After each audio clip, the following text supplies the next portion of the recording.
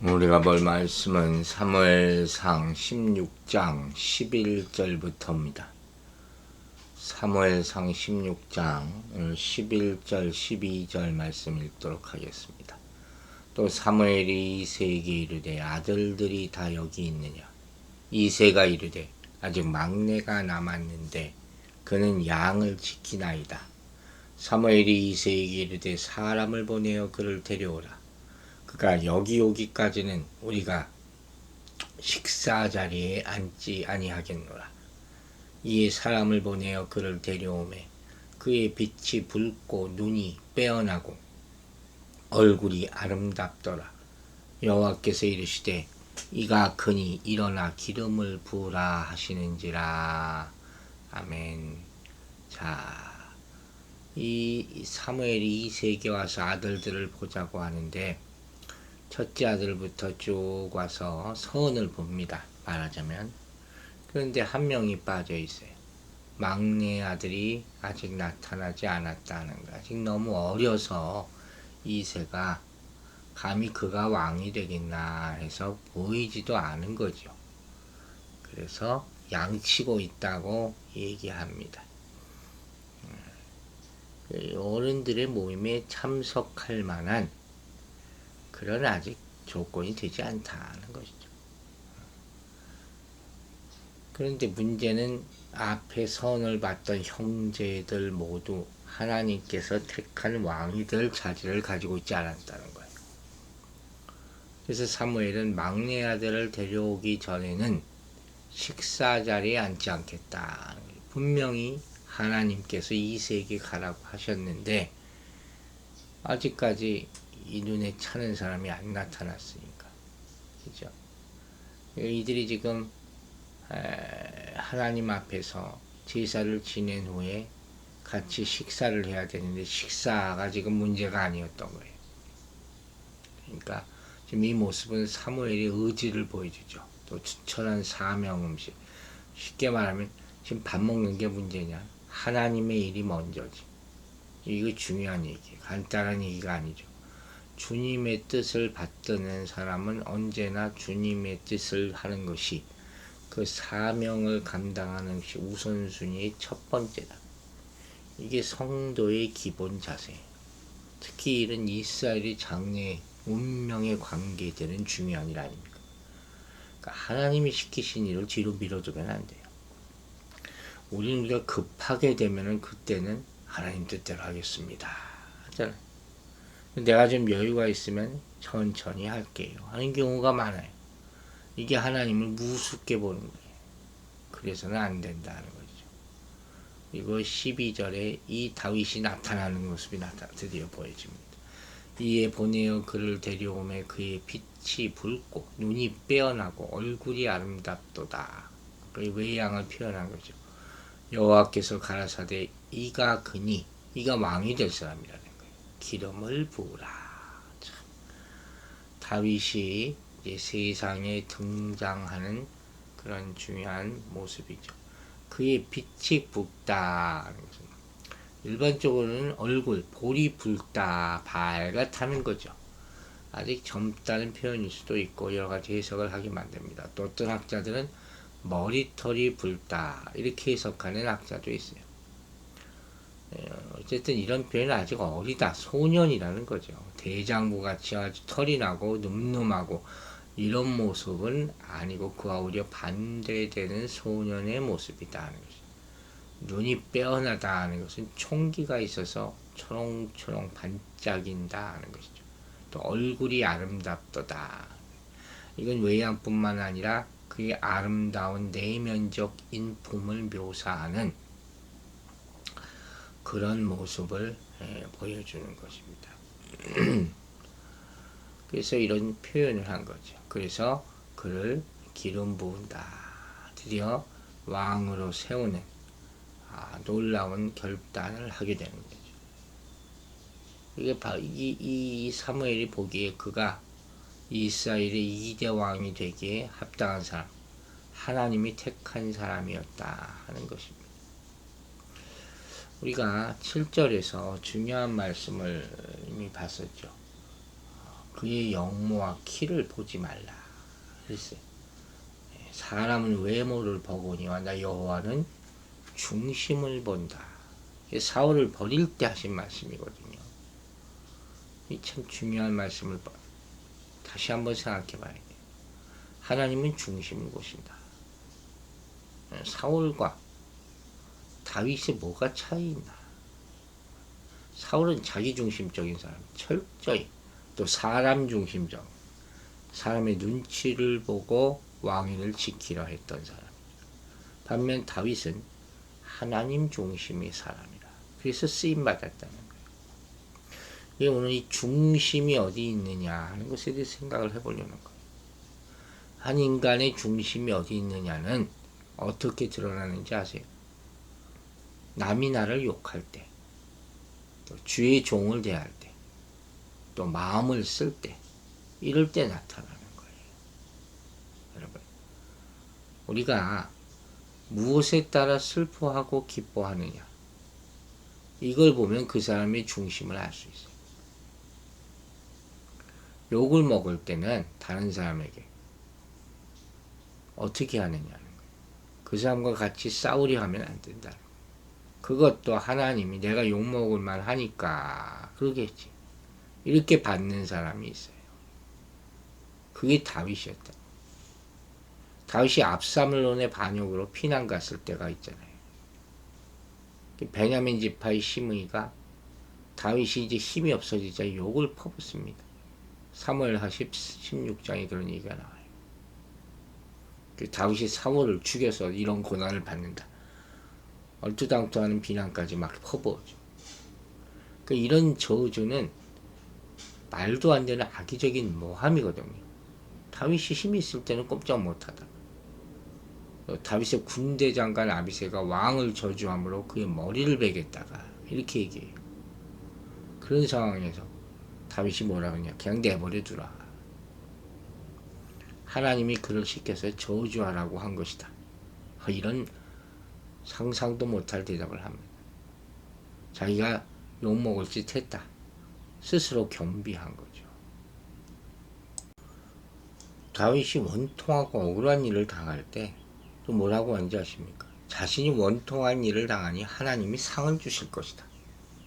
이렇게 말을 합니다. 참 놀라운 표현이에요. 과연 누가 이렇게 얘기할 수 있을까? 여러분, 하나님 중심의 사람은 누구냐? 하나님이 하신 일을 믿고 순종하고 하나님이 상 주실 것을 믿는 사람. 절대 순종이죠. 어디 변명 안 하는 거죠. 하나님의 이름에 모욕을 받을 때 분노하는 거죠. 여러분, 골리앗이 하나님의 이름을 무시하잖아요. 그때 분노합니다. 그와 싸울 때 믿음으로 싸우는 거예요. 힘으로는 상대가 아니죠. 압살롬이 반역해서 예루살렘 성전과 언약궤를 두고 피난을 갑니다. 사람들은 언약궤를 가지고 가자고 해요. 그래서 다윗은 자신이 망해도 좋으니까 언약궤는 예루살렘에 있어야 된다고 생각하는 거예요. 다윗의 마음이 이런 거예요. 나는 망해도 좋지만 하나님은 흥해야 된다. 이게 하나님 마음에 합한 자의 마음이에요. 또 한 가지, 주의 종과 성전에 대한 태도를 보면 그 사람의 중심을 알 수 있는 거예요. 주의 종을 대할 때 다윗은 아무리 잘못해도 그를 함부로 판단하지 않아요. 나중에 보면 사울이 다윗을 죽이고자 하잖아요. 이때 거의 정신병자가 다 되는 모습을 보여요. 다윗은 이런 사울을 죽일 수 있는 기회를 2번이나 맞는다. 처음에는 사울의 옷자락만 베고 그리고도 마음에 찔려요. 2번째는 물병만 가지고 오죠. 사울을 죽일 수 있는데도 죽이지 않은 이유가 뭡니까? 하나님이 이미 기름 부은 자이기 때문에. 이게 내가 할 게 아니다. 하나님이 사울을 기름 부으신 것을 알기 때문에 사울의 후손까지 잘 대하고 사울을 대적하는 자를 대적하는 것. 하나님과 하나님의 종을 중심으로 대하는 모습. 이게 필요한 거예요. 원수가 됐던 자기를 죽이려 했던 그건 하나님께 맡기는 거죠. 그리고 축복하는 것이죠. 주의 종을 잘 대해준 사람을 잘 대하고 그를 욕한 사람을 벌 주는 것. 즉 주의 종을 판단하는 마음이 아니라 긍휼의 마음으로 대해야 된다는 것. 그런데 반대로 사람 앞에 사는 사람은 싸워요. 꼭 싸우고 뒤에서 비난하고 흉보고 그 내용도 알지도 못하면서. 그죠?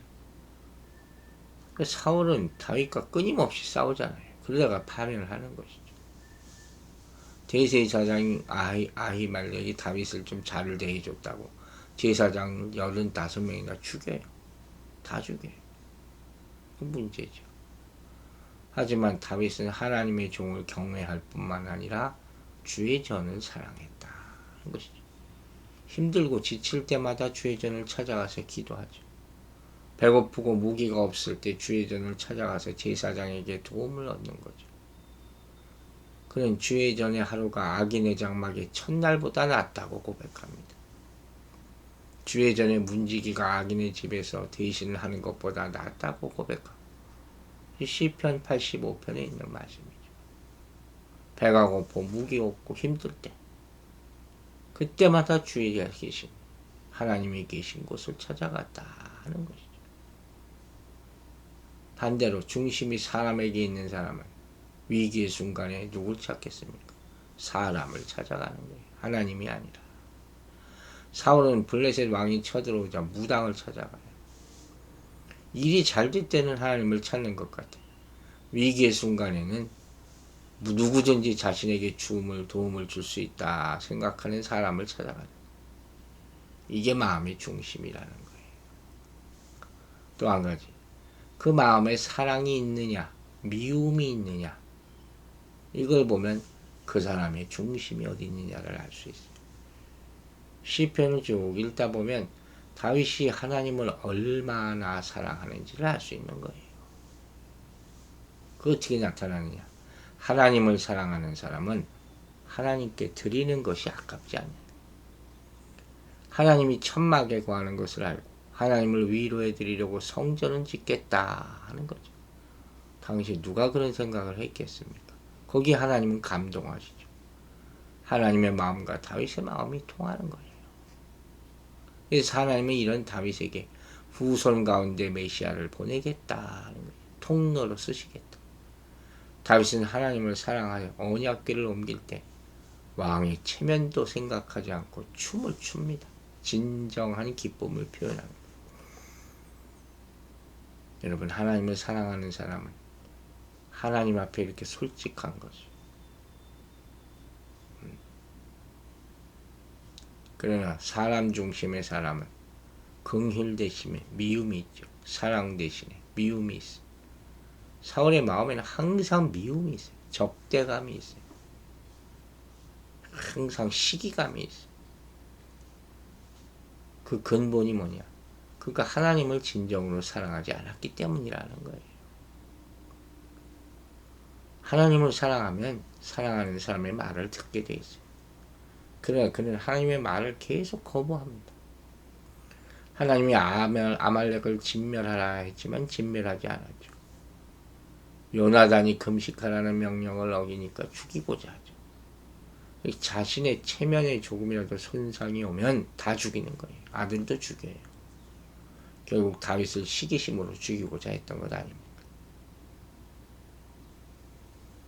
중심이 하나님께 있는 분의 대표적인 분이 누굽니까? 바로 예수님이죠.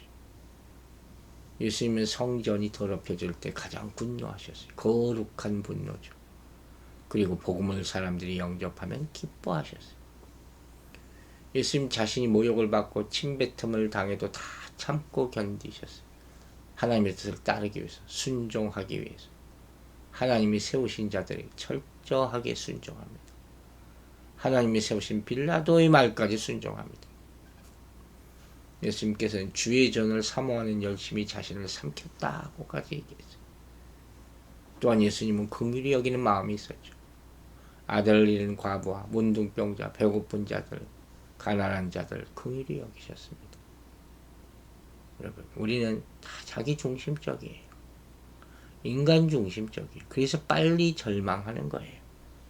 인간에게 볼 수 있는 것이 그거밖에 없기 때문에. 사람들은 태어날 때부터 다 자기중심적인 마음이 있어요. 그러나 누구든지 회개하면 하나님 중심의 사람으로 바뀔 수가 있습니다. 이걸 알아야 돼요. 야곱 보세요. 자기 중심에서 하나님 중심으로 변하는 대표적인 인간이 야곱 아닙니다. 그의 자아 누구보다 강했어요. 명예, 돈, 집착한 사람이었어요. 컨닝, 이름 자체가, 제이콥이라는 이름 자체가 교활하다는 뜻을 가지고 있죠. 그러나 하나님의 연단을 받으면서 하나님 중심의 사람으로 변화됩니다. 환자뼈가 탈골되면서 이제는 하나님과 동행하는 사람이 됩니다. 에서가 자신을 죽이러 올 때 야복강나루에서 기도하면서 그 자아가 깨지는 거예요. 하나님 중심의 사람. 결국 이 사람이 12지파의 조상이 되지 않습니까? 요나 같은 사람도 마찬가지죠. 하나님의 명령을 이기고 도망치다가 결국 물고기 뱃속에 들어갔다가 사흘 만에 다시 토해내게 되고 하나님 중심의 사람으로 순종하며 변화되는 것. 이렇게 우리 마음의 중심이 필요합니다. 하나님만을 생각하는, 하나님의 뜻대로 사는 그런 중심을 가진 사람들이 되시기를 주의 이름으로 축원합니다. 기도하겠습니다.